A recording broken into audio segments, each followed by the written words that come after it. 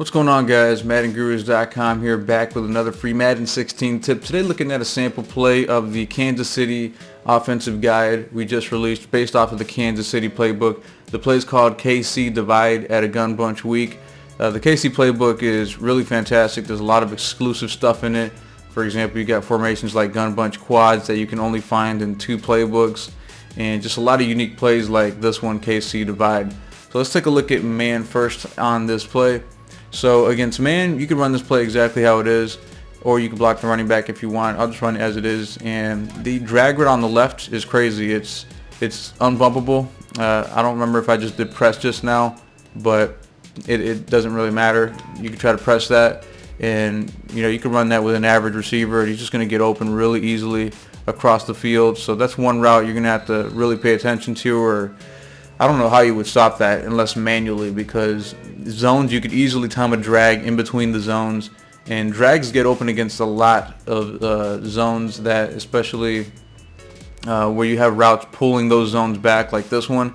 So really a nightmare just to guard that one route right there.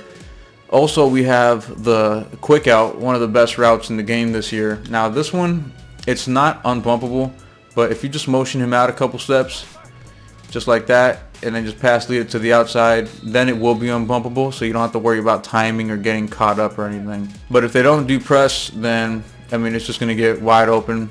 The better route runner, the more it's going to get open, as you see right there. Also, what we're going to have is the crossing route, and that usually gets bumped to the inside, and then once he breaks off of his route, he's just wide open. So 3 routes that are just a nightmare to cover when trying to run man press, doesn't really matter. Now let's take a look at cover 3. So cover 3, a lot of times you can still hit the out route, but if not, tight end's just going to get open. So you could just hit him easily right down the seam, as you saw right there. Also, the crossing route, you can time that in between the zones. Don't forget you got the drag. So here, drag's just going to get wide open underneath all those routes that are pulling out the zones. Here we're going to cover 3 again. This time we'll look for the crossing route. So like I said, you just want to time this in between the zones. So right there, able to get it right behind the yellow zones and underneath the deep zones. Now we'll look at cover 3 one more time and try to look for this out route. So if he does get covered, motion him out a couple more steps right around there, and then a lot of times the corner won't really play it right. Now we'll look at cover 2. So you can still run it as it is against cover 2, but I'm going to show you another way I like to run it. So there, obviously the drag route is going to get completely open for an easy 8+ yards. Here we'll run a cover 2 again and see what gets open over on the right side.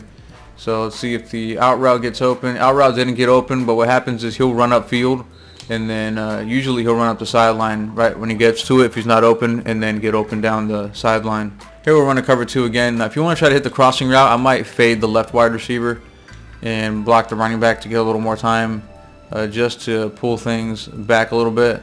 So right around there, able to hit the crossing route inbounds.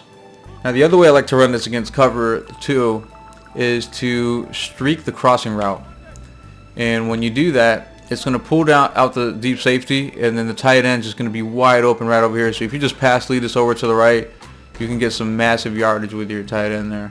Here we'll run a cover 3 again with that setup where we just streak the right slot, and then a lot of times the routes on the right will mess with the corner, and so you could just bullet past this towards the right side and easily get a one-play touchdown like that as well.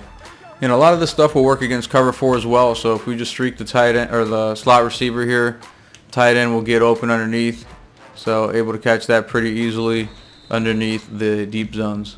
Here we'll run the cover 4 again. We'll just run the play stock, and then see the out route gets open again right there easily towards the sideline. And we'll run cover 4 one more time just to show drag route will beat pretty much anything. So just a nightmare of a play you have here. So this is just one example of a ton of stuff that you can find inside the guide. I think it's the biggest offensive guide, or any guide I've ever done. It's over 40 some plays in it. Got tons of one play touchdowns, tons of unbumpables, some of the best run plays and running formations and run schemes in the game, and especially a lot of compressed sets. So we got a lot of compressed sets like this one where your wide receivers are in tight. That can cause a lot of headaches. Also got a lot of spread formations, got some single back, pistol, I mean, you name it, this guy is just loaded with multiple schemes. So hope you guys like this breakdown. The link will be in the description for the KC offensive guide. So make sure you guys check that out, and I'll see you on the next one.